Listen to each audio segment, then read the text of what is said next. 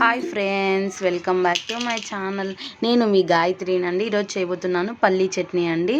వట్టి మిరపకాయలు ఒక 20 తీసుకొని అలా వేయించుకోవాలండి. ఆయిల్ వేసి అలా వేయించుకున్న తర్వాత ఒక కప్పు శనగిత్తనాలు తీసుకొని వేయించుకోండి. ఇప్పుడు నేను ఒక 6 టమోటాలు, కొద్దిగా చింతపండు ఆయిల్ వేసి మగ్గనిచ్చుకొని పక్కన పెట్టేసుకుందామండి. అలాగా ఆయిల్లోనే మగ్గనివ్వాలి. సిమ్లో పెట్టిందంటే మగ్గిపోతాయండి మూత పెట్టి.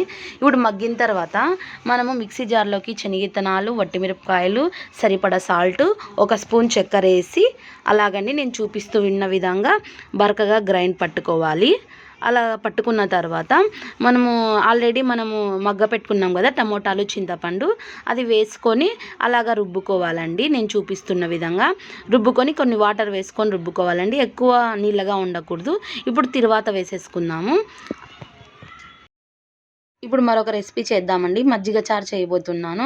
దానికి వేయించుకున్న పల్లీలు, పచ్చిమిర్చి, సాల్ట్ అండి, సరిపడా సాల్ట్ వేసి వాటర్ వేసి అలా మెత్తగా రుబ్బుకోవాలి.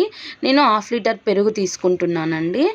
అలాగా 1/2 లీటర్ పెరుగులోకి మనం రుబ్బి పెట్టుకున్న మిశ్రమాన్ని అలాగా నేను ఏ విధంగా అయితే కలుపుతున్నానో ఆ విధంగా కలుపుకోవాలండి.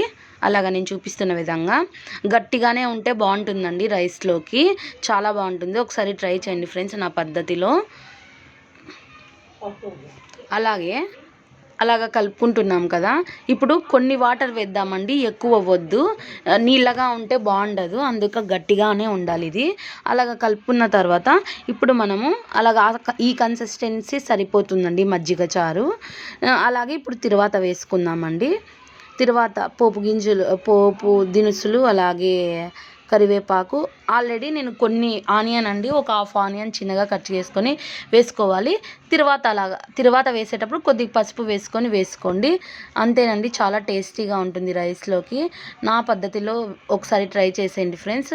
నా వీడియోస్ నచ్చినట్టయితే లైక్ చేయండి, షేర్ చేయండి, subscribe to my channel, support them friends.